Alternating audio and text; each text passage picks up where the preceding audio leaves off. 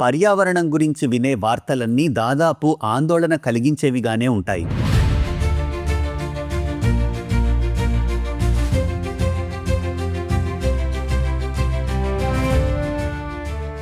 పెరిగే ఉష్ణోగ్రతలు, అంతరించిపోతున్న అడవులు, కనుమరుగవుతున్న వన్యప్రాణులు, భవిష్యత్తు అంధకారమేనా అనిపిస్తుంది.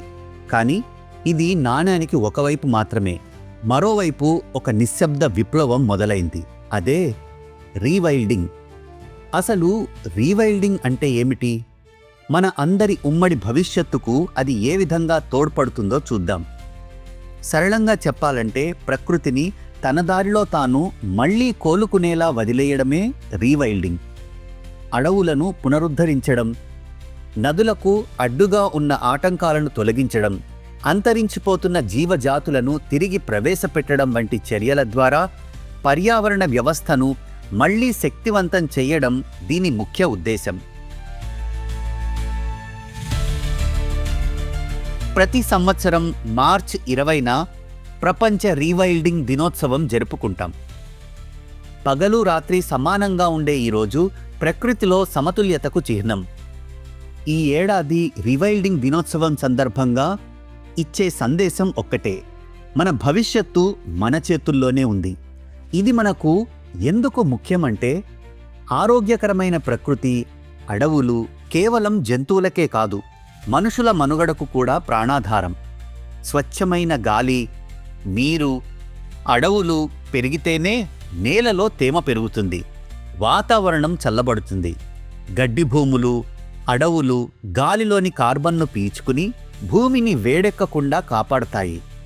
ప్రకృతితో మమేకమవ్వడం వల్ల ఒత్తిడి తగ్గి మానసిక ప్రశాంతత లభిస్తుందని పరిశోధనలు చెబుతున్నాయి. శాస్త్రీయంగా నిరూపితమైన పునరుద్ధరణ, గత దశాబ్దాల కాలంగా జరిగిన పరిశోధనలు పర్యావరణ వ్యవస్థలపై ఒత్తిడిని తొలగించినప్పుడు అవి మనం ఊహించిన దానికంటే వేగంగా కోలుకోగలవు అని చెబుతున్నాయి. ఉదాహరణకు, అడవుల పెరుగుదలపై జరిగిన అధ్యయనాల ప్రకారం ద్వితీయ శ్రేణి అడవులు, సెకండరీ ఫారెస్ట్స్, కేవలం కొన్ని దశాబ్దాల్లోనే తమ జీవ వైవిధ్యాన్ని తిరిగి పొందగలవు. అతిగా చేపలు పట్టడం ఆపివేసినప్పుడు సముద్ర నిల్వ ప్రాంతాలలో చేపల జనాభా మళ్లీ పుంజుకున్నట్టుగా పరిశోధనలు వెల్లడించాయి. ఐరోపాలోని కొన్ని ప్రాంతాలలో చేపట్టిన రీవైల్డింగ్ ప్రయత్నాల వల్ల తోడేళ్లు, అడవి ఎద్దులు, లింక్స్ వంటి జంతువులు తిరిగి వస్తున్నాయి. ఉత్తర అమెరికాలో నదుల పునరుద్ధరణ ప్రాజెక్టుల ద్వారా వేల మైళ్ల జల మార్గాలు మళ్లీ తెరుచుకున్నాయి. ఇది చేపలకు మరియు ఇతర వన్యప్రాణులకు మెరుగైన ఆవాసాలను కల్పిస్తోంది. ఈ మార్పులు కేవలం ప్రతీకారాత్మకమైనవి మాత్రమే కావు. జీవ వైవిధ్యం, కార్బన్ నిల్వ మరియు పర్యావరణ వ్యవస్థ యొక్క స్థితిస్థాపకతపై ఇవి కొలవదగ్గ స్పష్టమైన ప్రభావాలను చూపుతున్నాయి. ప్రపంచవ్యాప్తంగా రీవైల్డింగ్ అద్భుతాలు రూపా నూయి వంటి ద్వీపాలలోని సముద్ర ప్రాంతాలను రక్షించడం వల్ల అక్కడ తిమింగలాల సంఖ్య పెరిగింది.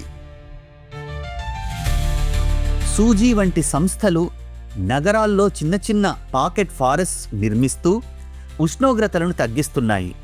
సౌత్ ఆఫ్రికాలోని చిలీలో అంతరించిపోతున్న గువానాకో వంటి జంతువులను తిరిగి పునరుద్ధరించిన అడవుల్లో చేర్చడంలో విజయవంతమయ్యారు. రీవైల్డింగ్ ఉపయోగాలను హార్ట్ఫుల్నెస్ ఒక దశాబ్ద కాలం ముందే గుర్తించింది. హార్ట్ఫుల్నెస్ ఫారెస్ట్స్ అనే ఒక గొప్ప అడుగు ద్వారా ప్రకృతిని పునరుద్ధరించడంలో హార్ట్ఫుల్నెస్ సంస్థ అద్భుతమైన కృషి చేస్తుంది. కేవలం చెట్లను నాటడమే కాకుండా ఒక పూర్తి స్థాయి అడవిని, ఎకోసిస్టమ్ని సృష్టించడం కూడా హార్ట్ఫుల్నెస్ లక్ష్యంలో ఒక భాగం. అతి తక్కువ స్థలంలో, అతి తక్కువ కాలంలో దట్టమైన అడవులను పెంచే మియావాకీ విధానాన్ని హార్ట్ఫుల్నెస్ సంస్థ అనుసరిస్తుంది. ఆయా ప్రాంతాలకు చెందిన దేశీయ వృక్ష జాతులకే ప్రాధాన్యతనిస్తూ వాటిని సెల్ కల్చర్ ద్వారా వేలల్లో ఉత్పత్తి చేసి జీవ వైవిధ్యాన్ని హార్ట్ఫుల్నెస్ ఫారెస్ట్స్ కాపాడుతుంది.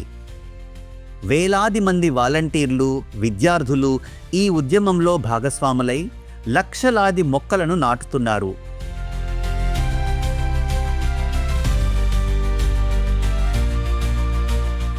బీడు భూమిగా ఉన్న కాన్హా శాంతివనం ఈరోజు 3 లక్షలకు పైగా వృక్షాలతో నిండిన మార్పు ఈరోజు స్పష్టంగా కనిపిస్తోంది.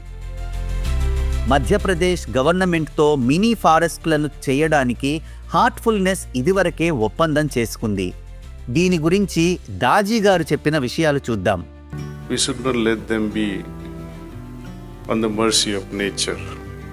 Human intervention is required. We have to provide the environment for them to flourish. March 20 ఒక కొత్త ఆరంభం.